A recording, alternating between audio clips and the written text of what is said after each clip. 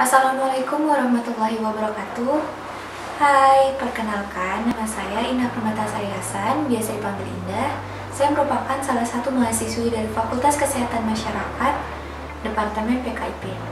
Saya juga merupakan salah satu anggota dari kelompok KKN USU 2020 KDA R81 Desa Pegagan Julu 2, Kecamatan Sumbul, Kabupaten Dairi, Provinsi Sumatera Utara. Nah, apa kabar kalian semua? Semoga sehat selalu ya. Untuk kali ini, saya akan mensosialisasikan bagaimana protokol kesehatan selama pandemi COVID-19 di era new normal. Nah, sebelum kita masuk ke pembahasan, kita lihat dulu yuk perkembangan COVID-19 di Indonesia itu bagaimana ya. Check it out! Pada bulan Januari 2020, Organisasi Kesehatan Dunia atau biasa kita kenal WHO mengumumkan secara resmi bahwa terdapat pandemi virus corona baru yaitu COVID-19. Nah, COVID-19 menjadi emergensi kesehatan masyarakat di internasional. WHO menyatakan COVID-19 beresiko tinggi menyebar ke negara lain di seluruh dunia. Pada bulan Maret 2020, WHO membuat penilaian bahwa COVID-19 dapat dikategorikan sebagai pandemi. WHO dan pemerintah di seluruh dunia bertindak untuk mengendalikan wabah COVID-19. Bulan Juni 2020, masa krisis ini menimbulkan perubahan tatanan dalam kehidupan. Nah, untuk itu diperlakukan adaptasi dengan new normal. Nah, kita udah lihat nih gimana perkembangan COVID-19 di Indonesia sendiri. Saat ini kita sedang di tahap new normal. New normal merupakan tatanan, kebiasaan, dan perilaku baru di mana masyarakat dituntut agar dapat berperilaku hidup bersih dan sehat sehingga kita dapat beradaptasi dengan COVID-19. Nah, hal ini bertujuan agar masyarakat tetap produktif di tengah pandemi COVID-19. Nah, selama new normal, ada 4 hal yang perlu diperhatikan.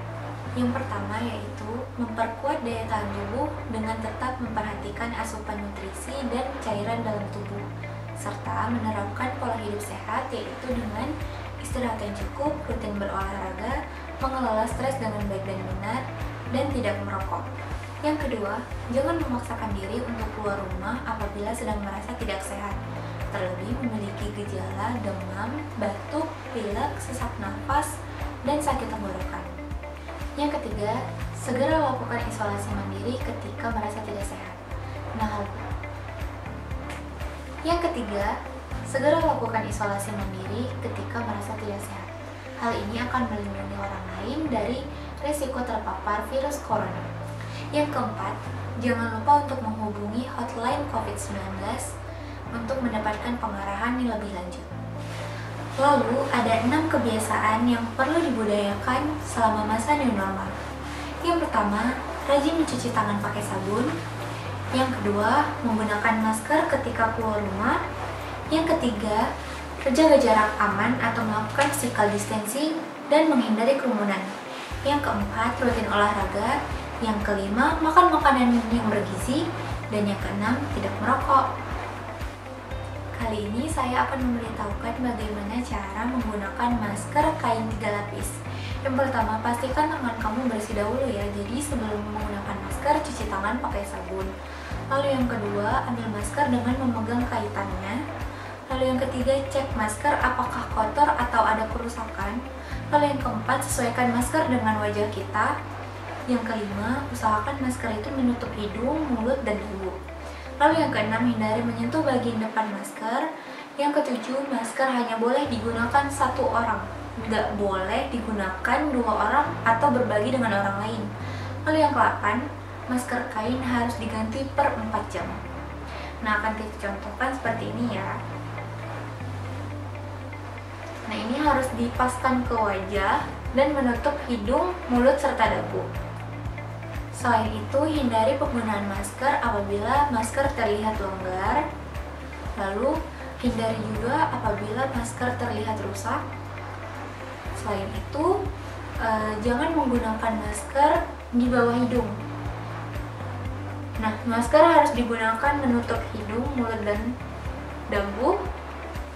Hindari juga berbicara dengan orang lain, maskernya itu dilepas. Kebanyakan dari kita tuh menggunakan masker gini nih, kita sudah bagus menggunakan masker, tetapi Ketika kita mengobrol dengan orang lain, kita melepas maskernya seperti ini.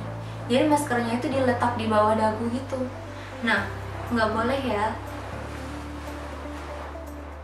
Selama pandemi COVID-19 di era new normal, kita harus tetap mengikuti protokol kesehatan. Saat harus keluar rumah, kita harus menggunakan masker dengan baik dan benar.